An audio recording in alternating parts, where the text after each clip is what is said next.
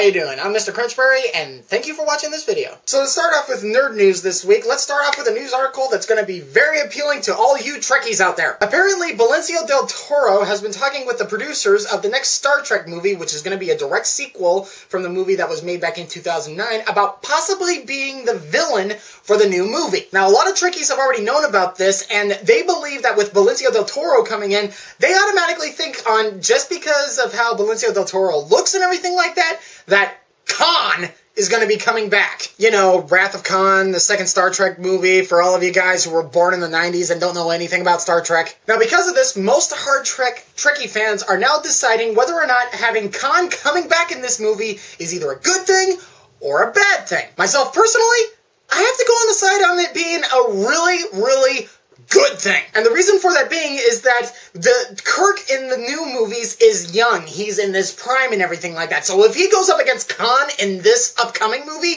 Khan's gonna be in his prime as well. You know how epic the fight was between Kirk and Khan in the second Star Trek movie. Imagine how good it's going to be when they're both in their prime. But then, of course, there's the Trekkie fan base who says that having Khan coming back isn't going to be a good thing for the same reason of all the supposed continuity errors that happened with Heath Ledger's Joker or whatever. But that's beside the point.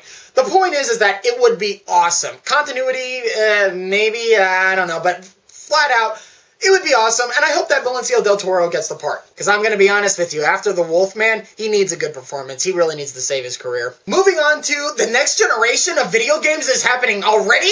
News. A blogger on Tumblr who claims to be in the production line with Microsoft has released some new information about the new Xbox project, or the Xbox 720, codenamed Loop. According to the blogger, the Xbox 720 would be using a high-powered processor unit that would be kind of similar to Windows 9, which has not been released yet. It would use a modified version of that.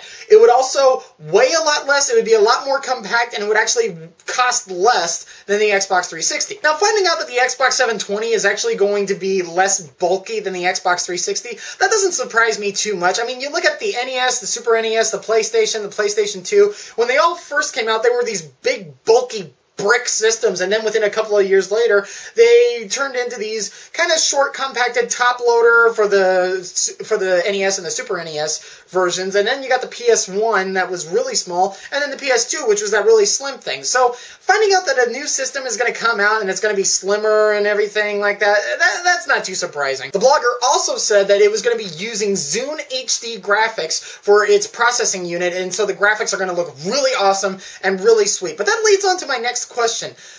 Does anybody even use Zune for anything? I'm only asking because I've never used Zune for anything. I mean, so far as the MP3 market is concerned, Apple's pretty much dominated that. I've never met anybody who actually uses a Zune MP3 player, but I also know that Zune has like video and music market over in the Xbox, on Xbox Live and everything like that. So my question to you is, do you use Zune for anything? Do you actually buy music from Zune? Do you buy videos? Or is Zune kind of just like Microsoft's little project that won't die? Kind of like MySpace. Now moving on to, holy crap, it's Zelda news. The Legend of Zelda Skyward Sword is only a few weeks away, and already Link's new musical instrument that he's going to use in the game has been released. So to recap, in The Legend of Zelda Ocarina of Time, we had the Ocarina of Time. In The Wind Waker, we had that baton that was the Wind Waker.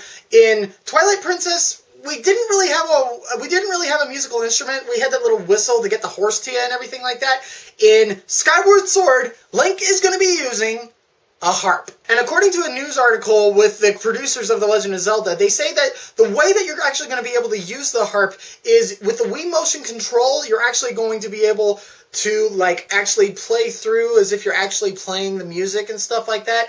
I don't know, maybe moving your hand back and forth in combination with the buttons or the joystick or something like that. Maybe something along those lines or something like that. But either way, it sounds pretty cool. But it does bring up a concern that I have with the game. And this might just be me personally, but it's something that I'm going to bring up. And again, this might just be me, and maybe the videos that I've seen on IGN and YouTube and G4 and everything like that, maybe some of the videos that I've seen so far are of videos and of Legend of Zelda Skyward Sword stuff that hasn't been fully rendered yet or anything like that. But in my opinion, Link this time around looks extremely feminine. And I mean, I know that a guy running around in a green kilt with white tights automatically kind of looks a little feminine to begin with, but I mean, still though, this time around, I kid you not, I'm not trying to be funny here. I looked at some of the videos from Skyward Sword, and I legitimately said, is Link a girl this time? And something that doesn't really help that argument is that when you think about the musical instrument, the harp, we've seen the harp before. Zelda and Sheik, I believe in Ocarina of Time or Majora's Mask, it was one of those games, but they played the harp as well. And then in the Wind Waker, Middy, the winged girl, I can't remember the breed name or whatever, but the winged girl, she played the harp as well. Every Zelda character who has played a harp has been a girl, and now Link is going to be playing the harp? I don't know, it kind of makes you think. I mean, obviously for you know, reasons not to upset the fans and everything like that, I don't think that Link is going to be a girl this time, but wow, he really looks feminine this time around. And that leads up to my super awesome giveaway question for you guys, the fans. Okay, my question to you guys is this. I've had my Xbox for only about, I want to say like 2 years now, and something that we've noticed this year, 2011, is there are a lot of trilogy games that are finally being able to wrap up. Games that I actually have not had a chance to play yet, and I haven't really wanted to play them yet because I want to start from the beginning. So my question to you guys is this. Out of these 4 trilogy games that have been wrapping up this year, which trilogy, in your opinion, is the best and the one that I should start off with first? Gears of War, Mass Effect, the Assassin's Creed, or Fable? Leave your answers down there below, and I'll tell you what, whoever gives me the best answer,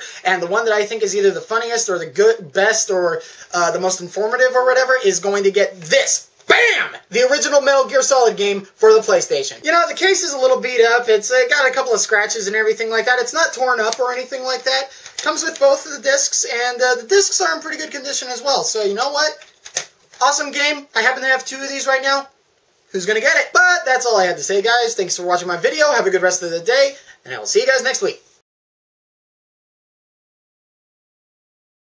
By the way, guys, just want to let you know, with all my subscribers or whatever, this is only a test. This is something new that I'm thinking that I want to do with the channel, because I found out that, you know, movies, they're pretty freaking expensive. 21 bucks every single week when trying to do movie reviews or whatever, it kind of adds on to you.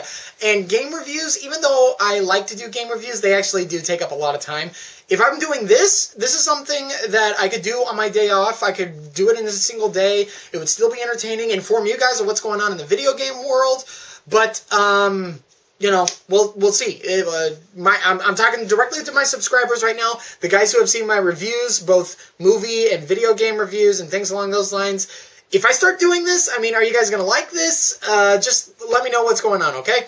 And again, I want to emphasize that maybe I might give this away at some point or whatever, but this is only a test, so I'm not giving this away just yet, okay?